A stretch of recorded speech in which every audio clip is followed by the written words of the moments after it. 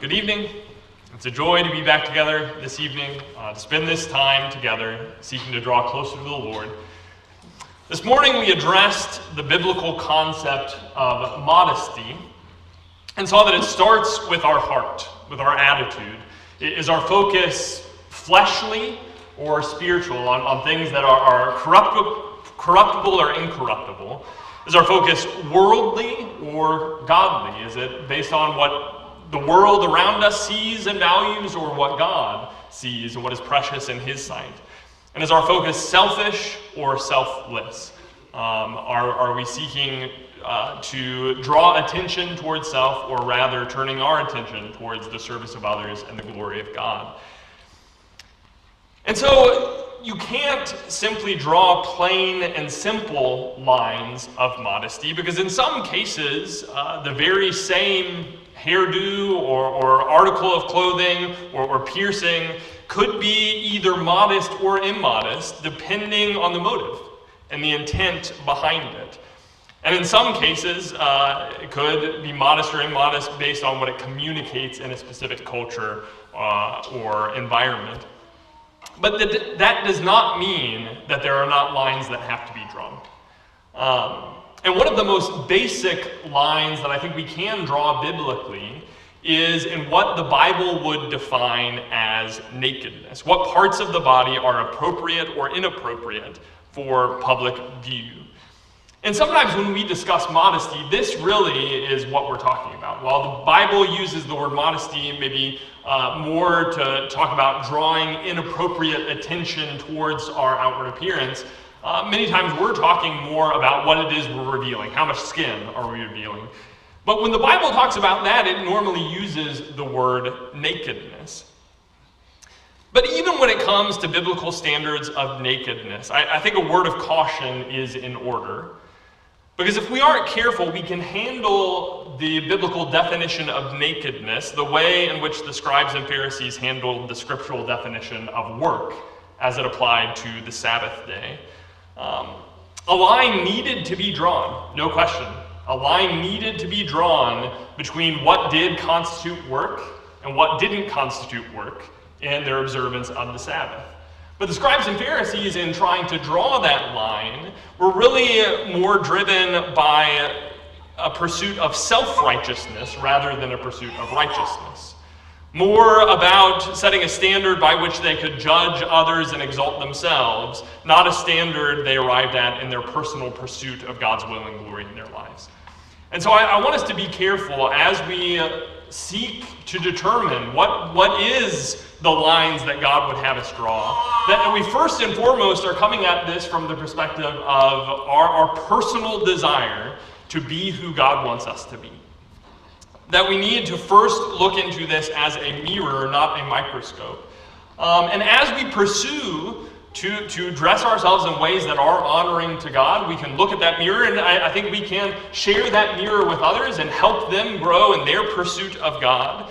But we need to be careful that we don't view this lesson as intended to equip us to better call out modesty and nakedness in the world around us. First and foremost, it's intended to help us promote purity and righteousness in the lines that we draw for ourselves, and the lines that we teach our children, and the lines that we would encourage each other to draw. But as we think about the biblical definition of nakedness, first of all, we need to establish uncovering nakedness outside of the marriage covenant is pictured as something shameful within the scriptures. In Leviticus chapter 18, starting in verse 6, it says, "None of you shall approach any one of his close relatives to uncover nakedness. I am the Lord." And he continues throughout Leviticus 18 to talk about who they were not to uncover nakedness, what relationships they were not to uncover one's nakedness in. But that phrase, uncover one's nakedness, is really used throughout that chapter as a euphemism for sexual intimacy. In fact, the NIV and the NLT translated have sexual relations, or the CSB and Holman Christian Standard translated sexual intercourse. And the reason this phrase, uncovering one's nakedness, can be used in that way is because it was only within the sexual union that nakedness was appropriately to be uncovered. The parts of the body the Bible defines as nakedness were to be preserved for the marriage bed and are shameful to uncover in other contexts. Look at Revelation 16 and verse 15. In Revelation chapter 16 and verse 15, we see a picture here of Christ coming in judgment, and it says in verse 15, "Behold, I am coming like a thief. Blessed is the one who stays awake, keeping his garments on, that he may not go about naked and be seen exposed." Or the New American Standard says that men will not see his shame. And so there's clothing that would be appropriate for the marriage bed that would not be appropriate for running around in the streets. Uncovering nakedness in public is shameful, inappropriate, and dishonoring to the sanctity of the marriage bed. And we saw this morning as we briefly looked at Genesis chapter 3. Nakedness in the Bible is more than just complete nudity.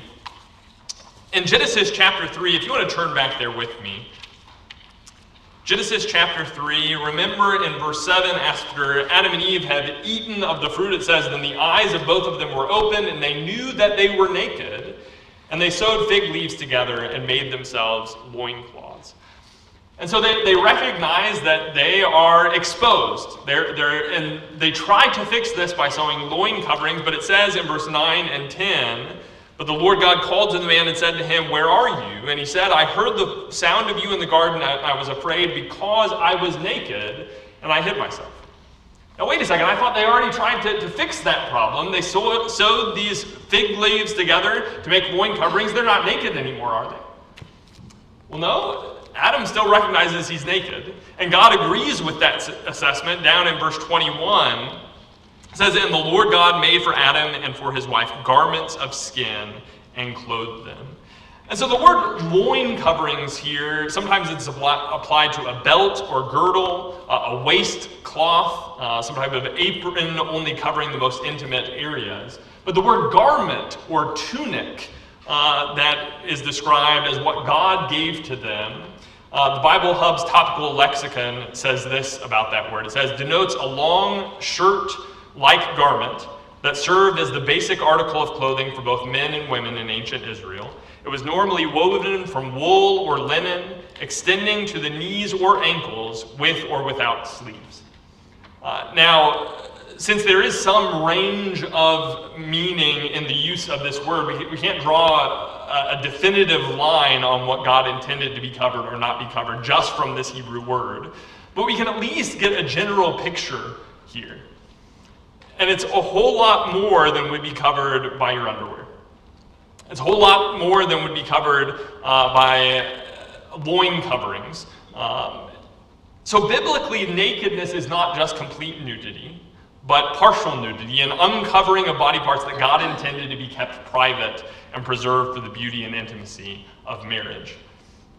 But can we be any more definite in the lines we draw regarding nakedness? I think we will see there are some specific body parts that are spoken of under the category or umbrella of nakedness. So I think it's important that we go beyond simple generalities in some of the things that we're about to say. And so biblically, I think we see that nakedness does include the breast or bosom. Turn your Bibles to Ezekiel 23. Ezekiel 23. And in this chapter, the prophet Ezekiel pictures Israel and Judah as two sisters, Aholah and Aholibah, who are both engaged in harlotry. And we see here in Ezekiel 23, it says, "The word of the Lord came to me, Son of man, there were two women, the daughters of one mother. They played the whore in Egypt. They played the whore in their youth.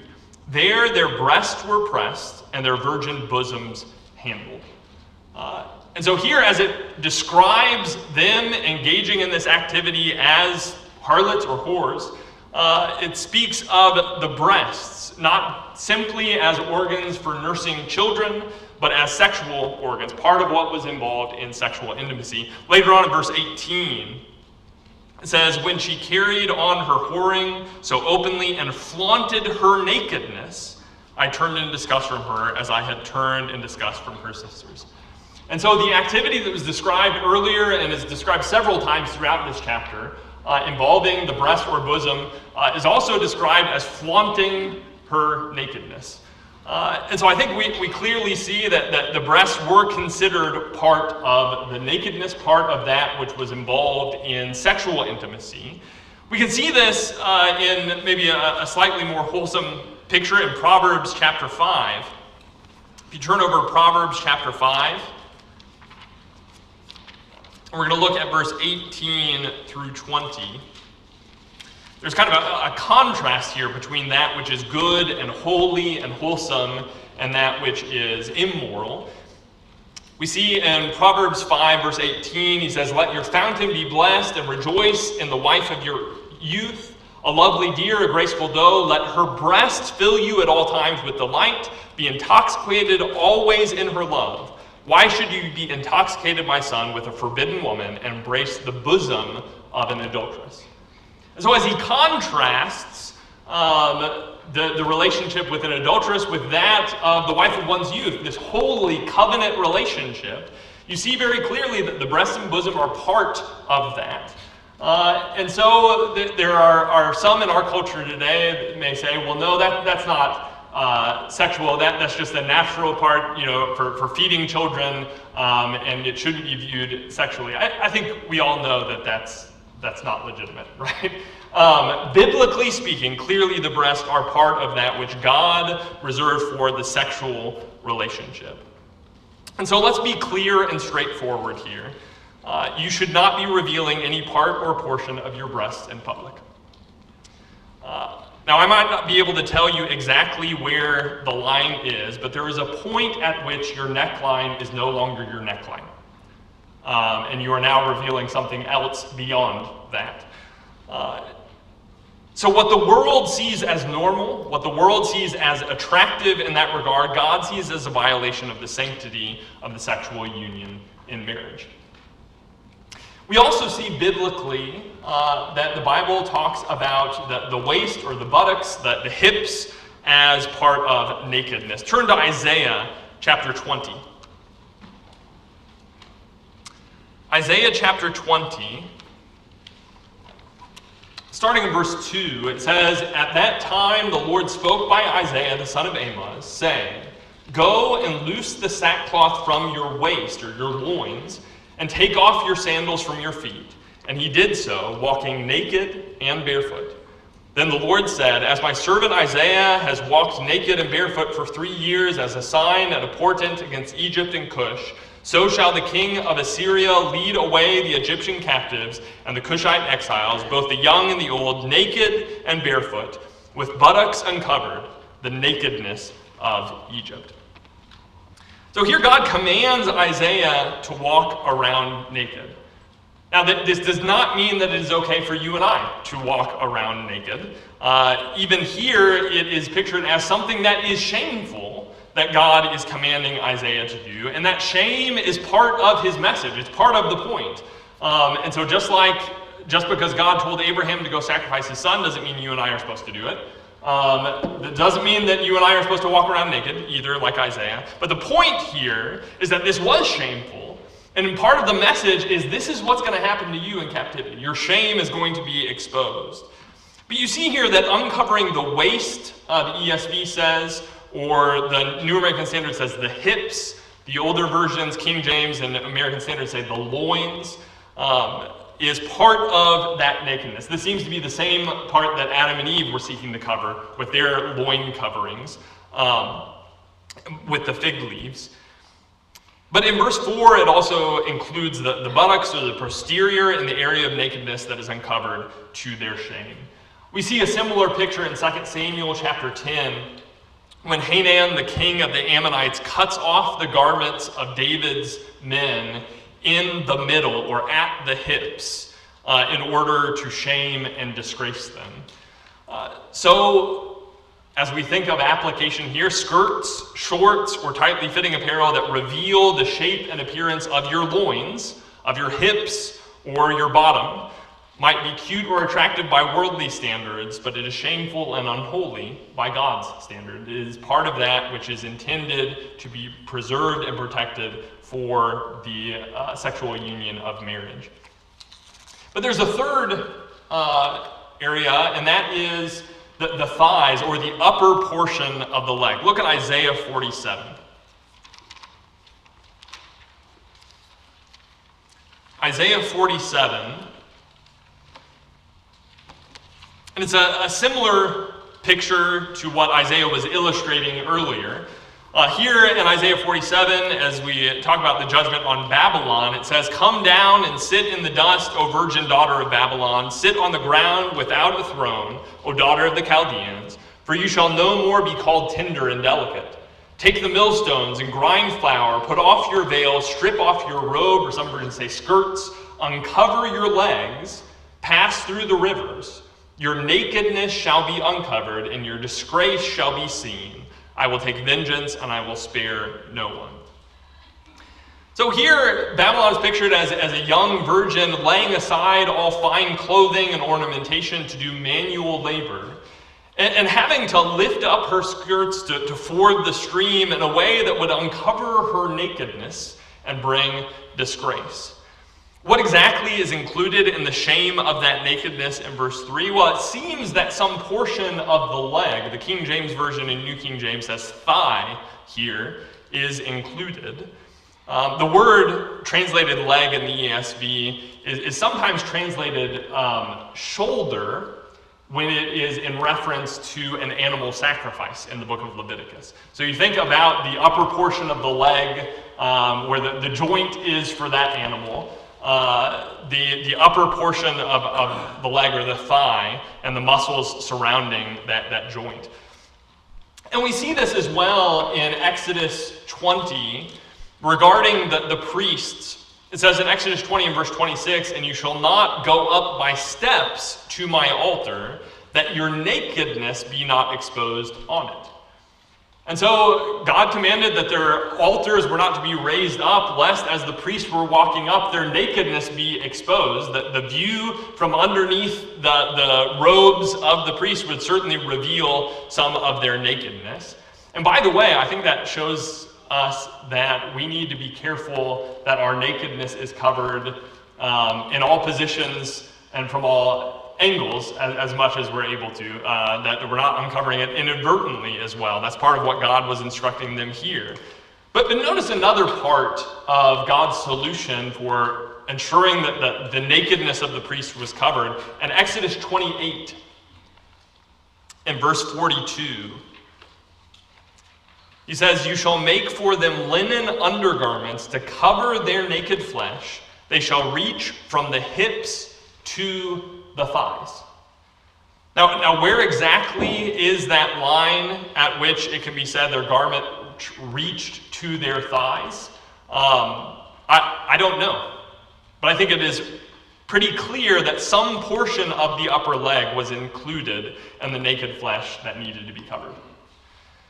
And I'll tell you, I'm confident that once you get to the knee, we're no longer at the thighs. Other than that, I'm not sure. There are some gray areas. There are some needs for discernment.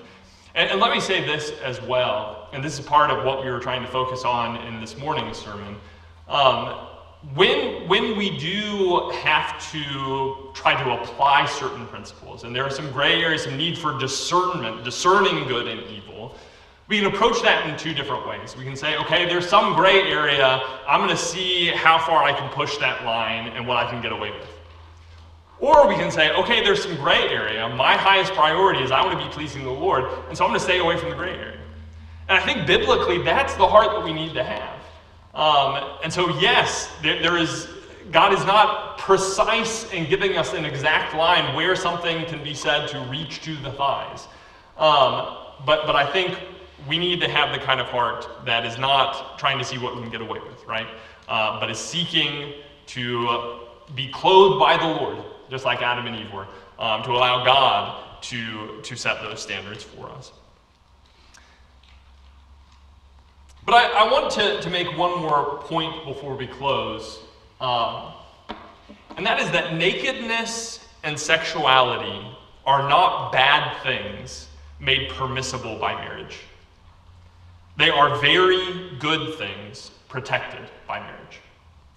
And I'm afraid sometimes as we discuss these things and we acknowledge the shame of nakedness, we start viewing those things, sexuality in general, as a overall negative thing. It is not a negative thing.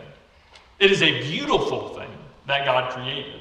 And part of the reason that we want to be careful about this is because we want to preserve that beauty of what God created. In Genesis chapter 2 and verse 25, one of the very last things that we're told before sin comes into the world is that the man and his wife were both naked and were not ashamed. Because of the corruption of sin, shame has entered the world. It did enter the world, but marriage calls us back to the beauty and the purity of the garden. And I think the book Song of Solomon really shows this to us. Turn to Song of Solomon chapter 4.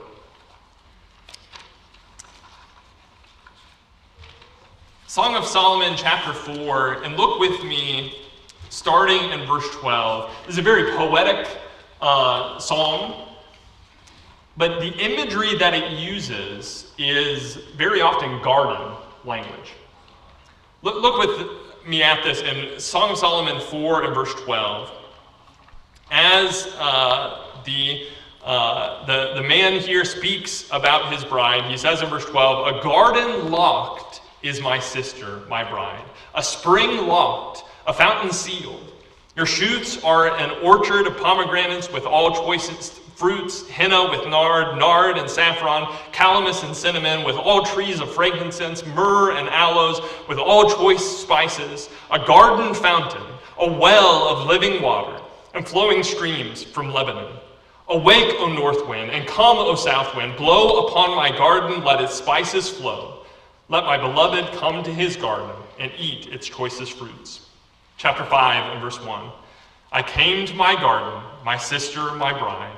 I gathered my myrrh with my spices. I ate my honeycomb with my honey. I drank my wine with my milk. Eat, friends, drink, and be drunk with love." Do you see the imagery there? This is garden imagery. In fact, the different spices and fruits that are described and flowers described in this garden are coming from all different regions. No garden in ancient Israel would have had all of this. And yet, this is a beautiful and wonderful garden. But you notice the first thing that he said in verse 12, "A garden locked is my sister, my bride." A spring locked. Why is it locked? Well, he is welcomed into this garden. And they together are able to eat and drink and be drunk with love and enjoy what that garden has to offer. But it is not for anyone and everyone. It's to be protected because it's so wonderful, because it is good. It's to be protected. Look back at chapter 2 and verse 15. One of the things that I believe the woman here is probably speaking to the man. She says in verse 15, "Catch the foxes for us, the little foxes that spoil the vineyards, for our vineyards are in blossom." The picture here is that there are those that are going to tramp through here and ruin this garden. Catch them and get rid of them, right? We don't want anybody and everybody tramping through this garden. We want it to be protected. We want it to be pure and holy and wonderful the way that God intended it to be. In fact, Proverbs chapter 5 that we read a brief portion of a second ago. Let's turn back there. Proverbs chapter 5, verse 15 through 20. We read, "Drink water from your own cistern, flowing water from your own well. Should your springs be scattered abroad, streams of water in the streets? Let them be for yourself alone and not for strangers with you. Let your fountain be blessed and rejoice in the wife of your youth. A lovely deer, a graceful doe, let her breast fill you at all times with delight. Be intoxicated always in her love. Why should you be intoxicated, my son, with a forbidden woman, and embrace the bosom of an adulteress?" Do you see the contrasting imagery here? The wife of his youth is described as a cistern of flowing water from a well. Living water was a picture that we saw in Song of Solomon. And it is pure and refreshing and good. But that's contrasted in verse 16 with springs that are scattered abroad, streams of water in the streets. If I took you down to St. Louis and we went downtown to some of those city streets, and it was a rainy day like today was, and you saw the water running down the gutter of those busy city streets, would you want to drink that? Absolutely not. Why not? It's water, right? Well, where has that water been, right? It's gone through who knows where, who has spit in that water, who has done who knows what in that water. No, we want pure water. We want that which has not been shared with anyone and everyone, but is preserved for us. That's the picture here. And so the reason we need to be passionate about modesty, about preserving nakedness, is not because nakedness within itself is shameful. It's shameful in a context where we're exposing it to anybody and everybody. But it is good and holy and pure and wonderful the way that God intended. And so we're not to be ashamed of these bodies within themselves. No, these bodies are wonderful as God created them to be. Sexuality is wonderful as God created it to be, as the foundation for children, for the family, for bringing two people even closer together. And so while the world presents it as though we are missing out, that we don't